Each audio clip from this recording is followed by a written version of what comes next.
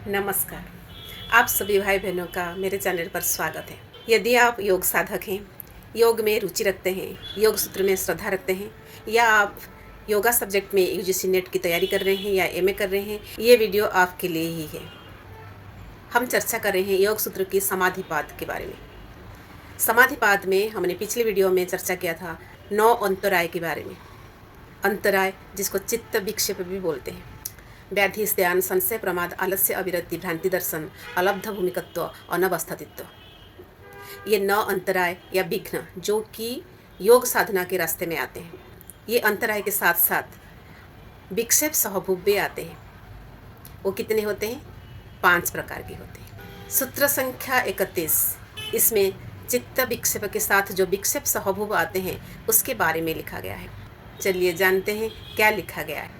दुःख दर्मनस्य अंगमेजयत श्वास प्रश्वास विक्षेप सहभूव। दुःख दर्मनस्य अंगमेजयत श्वास प्रश्वास, ये 5 विक्षेप सहभूव होते हैं जो कि चित्त विक्षेप के साथ ही आते हैं। अब एक एक करके चर्चा करेंगे कि क्या होते हैं। दुःख, दुःख क्या है? दुःख जो कष्ट होता है, मन को, इंद्रिय को, शरीर को जब कष्ट होता है तो उसको हम दुःख कहते हैं। दुःख के 3 भेद होते हैं, आध्यात्मिक, आधिभौतिक और आधिदैविक। आध्यात्मिक क्या है? आध्यात्मिक शब्द का अर्थ है अधिआत्मिक। अधि मतलब संबंधित, उसके आधार पर खुद के संबंधित जो दुख होता है, जैसे मन, इंद्रिय और शरीर में जो पीड़ा होती है। जैसे आपके शारीरिक कोई रोग है, ये आपके शरीर के साथ जुड़ा हुआ है। मानसिक रोग है, मन के साथ जुड़ा हुआ है। और इंद्रिय, जैसे हमारे 10 इंद्रिय होते हैं, उस किसी भी अंग में कोई भी रोग या किसी भी तरह की कष्ट हो, पीड़ा हो, तो आध्यात्मिक श्रेणी में आता है। दूसरा दुख क्या है? आधिभौतिक। आधिभौतिक का मतलब है भूत के आधार पर या भूत से संबंधित। भूत क्या है? भूत मतलब जितने सारे जीवित प्राणी हैं इस जगत में, उसको भूत कहा गया है। तो जैसे मक्खी, मच्छर, बाघ, भालू, सांप, चूहा, कोई भी प्राणी है, उन प्राणियों से कोई दुख पहुंचता है। सपोज किसी सांप ने काट लिया किसी प्राणी को, तो उस शरीर को कष्ट होता है।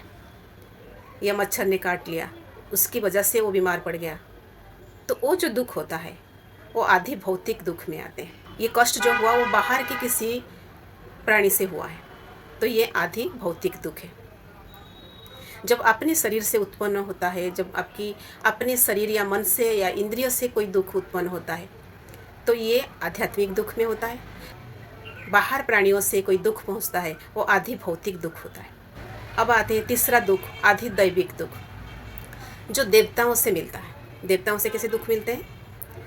जैसे कोई नेचुरल कैलेमिटीज़ हैं, जैसे बाढ़ आ गया, भूकंप आ गया, उसमें आपके शरीर को पीड़ा होती है, तो इस तरह की दुख को आधि दैविक दुख कहते हैं। भूकंप आना, बाढ़ आना, सर्दी लगना, गर्मी लगना, ये सारे आधि दैविक दुख में आते हैं। ये हो गया पहला विक्षेप सहभूप दुख। दूसरा विक्षेप सहभूप क्या था? दौर्मनस्य। दौर्मनस्य मतलब क्या होता है? हमारे मन में बहुत सारी इच्छाएं होती हैं। हर समय, हर मुहूर्त हमारे मन में कुछ कुछ इच्छाएं होती हैं। हम साधारण मनुष्य हैं, तो हमारे मन में बहुत सारी इच्छाएं आती हैं। जैसे कुछ अच्छा खाने की इच्छा, अच्छा पहनने की इच्छा, कहीं घूमने जाने की इच्छा। बहुत सारी इच्छा को हम पूरा कर लेते हैं, लेकिन कुछ इच्छाएं ऐसे रह जाती है जो पूरी नहीं हो पाती। तो इच्छा पूरी ना होने पर मन में जो क्षोभ आता है, उसको बोलते हैं दौर्मनस्य। तीसरा विक्षेप स्वभाव क्या? अंग में जयत्व। अंग में जयत्व क्या है? शरीर में कंपन होना। शरीर में कंपन होना, जैसे बुढ़ापा आ जाता है, शरीर में कंपन होता है। आप लोगों ने देखा होगा किसी किसी के हाथों में, पैरों में कंपन आता है, तो इसको अंग में जयत्व कहते हैं। इस शरीर में कंपन आने से भी हमारे योग साधना में विघ्न होता है। ये जितने सारे विक्षेप सहभूप के बारे में मैं बता रही हूँ, उसके कारण योग साधना में विघ्न होते हैं। ये सारे बाधाएं हैं, चाहे वो चित्त विक्षेप या अंतराय हो या विक्षेप सहभूप हो। जैसे आधिदैविक, आधिभौतिक, आध्यात्मिक, ये सारे दुख की वजह से भी योग साधना रुक जाता है, तो योग साधना में बाधा आती है। और इच्छा की पूर्ति ना होने से मन में जो क्षोभ आता है, उसकी वजह से भी योग साधना में बाधा आती है। चौथा जो विक्षेप सहभूभ है वो है श्वास। श्वास कैसे है? हम श्वास किसे कहते हैं? जो वायु हम अपनी नासिका से अंदर लेते हैं उसको श्वास बोलते हैं। ये ऑटोमेटिक चलता रहता है। लेकिन योग साधना में जब हम प्राणायाम करते हैं, जब हम कुंभक लगाते हैं, वो हमारी इच्छा से श्वास जाता है। जब हमारी इच्छा से श्वास जाता है वो कुंभक या प्राणायाम होता है। लेकिन जब हमारी इच्छा के विरुद्ध बाहर की वायु का हमारे शरीर में नासिका से प्रवेश होना, ये श्वास एक विक्षेप सहभूभ है। बिना इच्छा की बाहर की वायु का भीतर प्रवेश करना ये श्वास है। क्योंकि इसमें कुंभक में बाधा आती है, तो कुंभक में बाधा आती है तो योग साधना में बाधा आती है। पांचवा जो विक्षेप सहभूभ है वो है प्रश्वास। हम जनरली जो श्वास छोड़ते हैं, जो वायु को नासिका से बाहर करते हैं, उसको प्रश्वास बोलते हैं। बिना इच्छा की वायु का बाहर चले जाना, उसको प्रश्वास बोलते हैं, जो कि विक्षेप सहभूभ है। क्योंकि इसमें भी आंतरिक कुंभक का विघ्न होता है। श्वास में बाहर जो बाह्य कुंभक होता है उसमें बाधा आती है, प्रश्वास में आंतरिक कुंभक में बाधा आती है। तो ये योग साधना में ये 5 विक्षेप सहभूभ है।